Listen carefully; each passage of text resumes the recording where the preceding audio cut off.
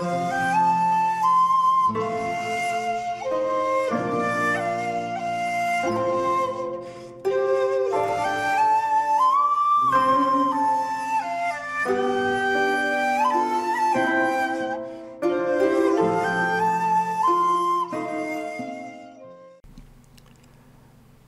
there, this is Solitary Ronan from Solitary Ronan Films, and welcome to another neglected gem. It does seem that quite a lot of my neglected gems are American films from the 90s, but here's another one. This is Searching for Bobby Fischer, also known as Innocent Moves, from 1993, directed by Steve Zaillian. Now Zaillian is more famous as a writer. I'll just read out some of the screenplays that he wrote. Falcon and Snowman, Awakenings, Jack the Bear, Schindler's List, Clear and Present Danger, Mission Impossible, the first one, Hannibal, Gangs of New York, American Gangster, Moneyball and The Irishman. So there's a certain mixed bunch of films there, but a lot of them are quite well regarded for some reason or another. This is an imprint Blu-ray from 1949, spine number 249, and this is a film, but I don't know whether I mentioned on films that should get a Blu-ray, because I did have it on DVD as Innocent Moves, but lo and behold, here's an imprint Blu-ray, and this is a wonderful film. It's a sports movie, but it's about chess. It's probably the greatest chess film of all time. Obviously, you've got Christopher Lambert thriller Night Moves with a K, but I think it's probably safe to say that this is the best chess movie of all time. Bobby Fischer was a famous young grandmaster who periodically disappeared every now and again, who died in 2008. So this is set when he's on one of his disappearing acts, and it focuses on the true story of a young 7-8-year-old boy who shows signs of talent, and then his parents, or one of his parents, kind of pushes him towards competition, and it really is a kind of look at parents who do push talented children into competitiveness, to the point of breaking their family. It's also about the different ways of coaching or teaching, and as I said, it's got a tremendous ensemble cast. The little boy is played by Max Pomerank, who actually was a kind of chess prodigy as well, and he plays Josh Waitzkin, who was the real little boy very well. If you see pictures of him, he actually looks pretty similar. Josh Waitzkin in real life kind of stopped playing competitions in chess in the year 2000 because he was pretty much burnt out, strangely enough, because lots of children who start really young, whether it's acting or sports or whatever, at some point generally get burnt out. Obviously, if you have some familiarity with the NFL, you'll remember Todd Marinovich, the USC quarterback, and who was drafted by the Los Angeles Raiders in 1991, whose father Marv Marinovich played for the Raiders in the 70s or the 80s, and he pretty much trained his son from the day he was born to be an NFL player, didn't give him McDonald's or fries, and kind of didn't have that many friends, and was like, you're going to be an NFL player, you're going to be an NFL player. And of course he rebelled, he ended up off his rocker on drugs, didn't last in the NFL for a very long period, pretty much disappeared and surfed and took drugs, was in and out of prison. So technically just training your children to do one thing and isolating them from everything else generally doesn't really end up that great. Josh Watkins' Josh Watkins' parents in the film are played by Joe Mantegna, who's fantastic as he always is, and Joan Allen, who's fantastic as she always is. Ben Kingsley is playing the real life Zen master chess teacher. Lawrence Fishburne plays the kind of Washington Square Park kind of street hustler chess guy. And again, that's where it comes into the two different styles of coaching or teaching. Obviously, Lawrence Fishburne is more, you have to, if you want the biscuit, you have to risk it. Whereas obviously Kingsley is a much more classicist and kind of wants to see three-dimensional chess and to see through the board and under the board and around the board. So that's an interesting clash. There's a wonderful scene where Ben Kingsley goes to the parents and says, you're going to have to stop him going to the park because he's learning bad habits and it's making my job harder. And Joan Allen just says, well, the kid enjoys going to the park, so your job's just going to be harder. It's a brilliant script. Again, it's a ridiculous cast. You've also got David Paymer and William H. Macy as other parents once they get to the competition stage of other parents. David Paymer is kind of more accepting of the fact that Joe Mantegna's son's better than his son, whereas William H. Macy is much more confrontational and annoyed. There's a great scene. Dan Hedia is only in it for one scene, but he gives a wonderful performance as the parent wrangler at one of these competitions.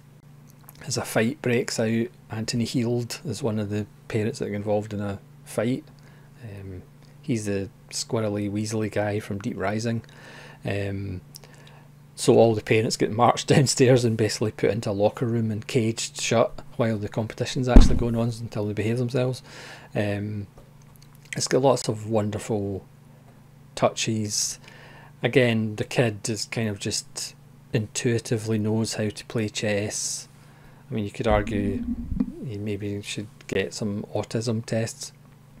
Granted, we're all on the autism spectrum. It's just where you are on the spectrum, basically.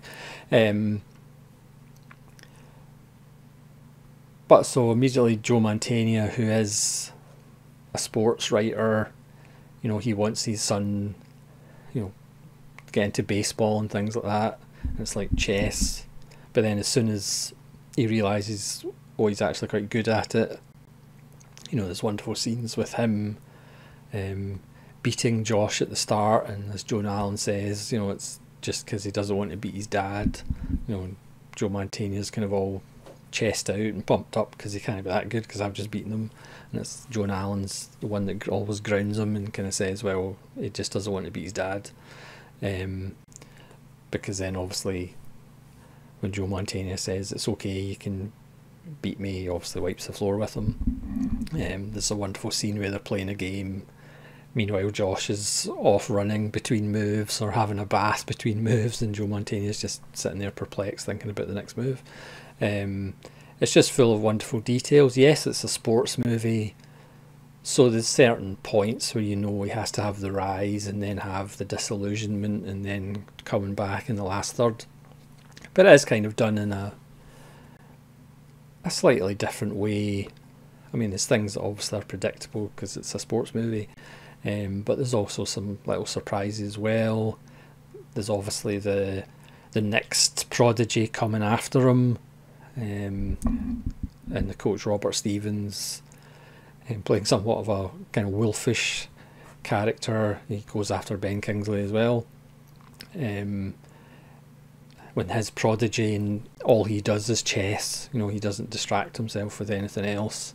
Even the suggestion that later on in the film, Joe Mantegna shows David Paymer a picture of him and Josh fishing, and it's as if, what, fishing?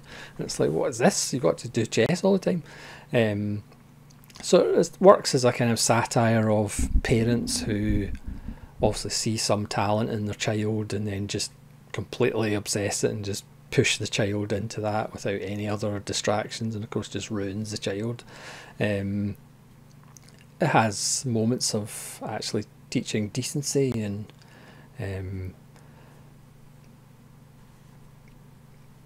kind of manners and being a good sport, because obviously there's also this attitude of, to be a winner you have to hate everybody else, you have to hate the people you're playing against, because they hate you, so you just have to hate them. So there's all these little philosophies, and again it's a good parenting manual, if you're that way inclined. And again, just the two schools of teaching, and then it's good at the end when it's the big competition at the end.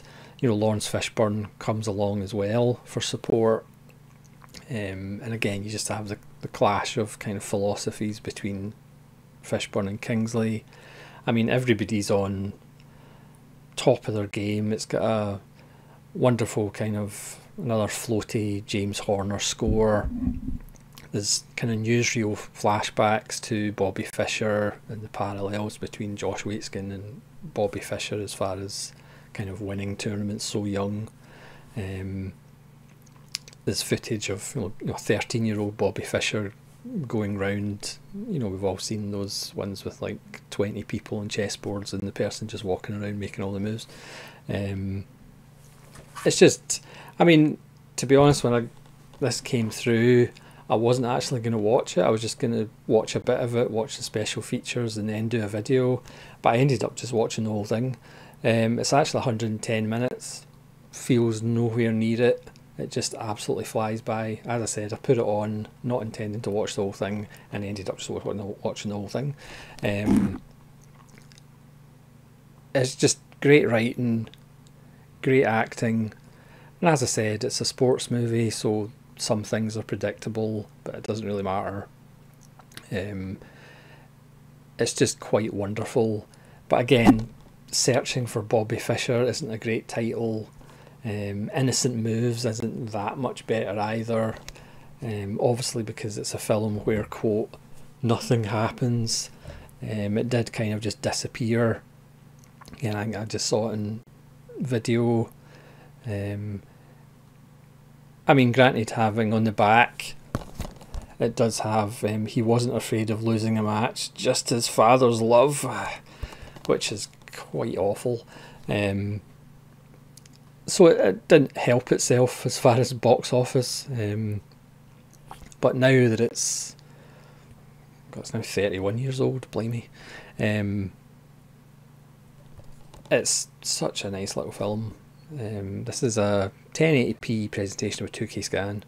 There's a 2023 audio commentary by film historian Scott Harrison. There's Maybe It's Better Not to Win, scoring Searching for Bobby Fischer, a featurette from 2023 on James Horner and his career.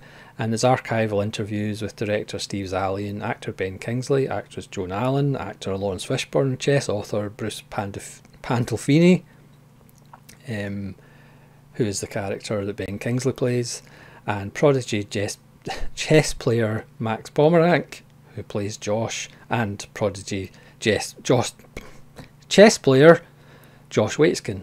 Bloody hell, that was difficult to say. All from 1993. So it's a really nice release. It looks the best it's ever looked. Obviously it's previously just on DVD. I think this is the worldwide Blu-ray debut for it. I'm not quite sure, but I think so. It's just another really good imprint release of another really good American 90s film that people have kind of just forgotten about. But if you want to see proper acting with really good writing, and a film that just flies by despite the fact it's about chess, but it's about so much more than chess. It's about what's under the chessboard and what's inside the chessboard. So thanks very much for watching this random review of Searching for Bobby Fischer, aka Innocent Moves. Please let me know if you've seen it and what you think of it, and hopefully you'll join me again for more random reviews. This is Solitary Ronin from Solitary Ronin Films, saying farewell.